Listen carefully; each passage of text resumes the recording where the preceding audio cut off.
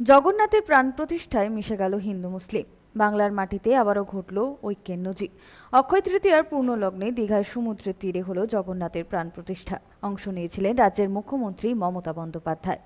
জগন্নাথের প্রাণ প্রতিষ্ঠা ঘিরে সারা রাজ্য জুড়ে উৎসবের আবহ। দুর্গাপুরের 17 নম্বর ওয়ার্ডের বেনাচিতি বাজারে মিষ্টি বিতরণ করে আনন্দে মাতেন তৃণমূল কর্মীরা। প্রভু জগন্নাথের সামনে এলাকার এক পুরোহিতকে তৃণমূল কর্মী শেখ আলী বাবা পড়ালেন উত্তরীয়। শেখ আলী বাবা বলেন, দিদি উপহার দিয়েছে জগন্নাথ মন্দির, তাই তারা হিন্দু মুসলিম সকলে একত্রিত হয়ে আনন্দে মেতে উঠেছেন। সারাদিন ধরে মিষ্টি বিতরণ সহ নানান অনুষ্ঠান করলেন 17 নম্বর ওয়ার্ড জুড়ে।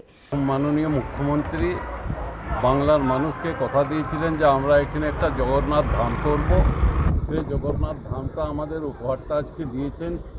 আজ 30শে এপ্রিল এটার ওপেনিং, যে টাইমটায় এখানে ওপেনিং হচ্ছে দীঘায়, আমরা সে টাইমটায় এখানেও করলাম 17 নম্বর ওয়ার্ড থেকে। 17 নম্বর ওয়ার্ডের প্রতিটি লোক এতে খুব আনন্দ, খুব খুশি হয়েছে এবং আমার পুরো লোক মিলে এই আনন্দটা করলাম এবং এটার জন্যে পাবলিক খুবই খুশি। তৃণমূল কর্মী পল্টু ধীবর জানান, বাংলার মুখ্যমন্ত্রী মমতা বন্দ্যোপাধ্যায় কথা দিয়ে কথা রাখেন।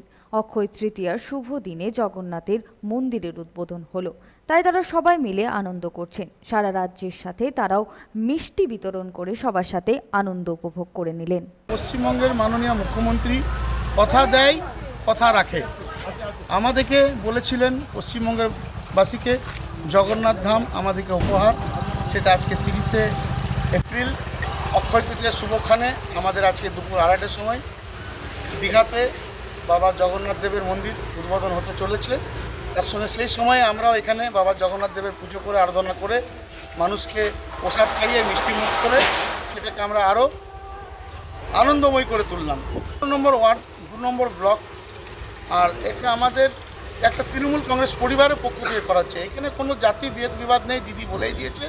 মন্দিরে গেলেও কোনো জাতি ভেদ বিবাদ নেই। সনাতন গড়াই, 99 নিউজ বাংলা, দুর্গাপুর।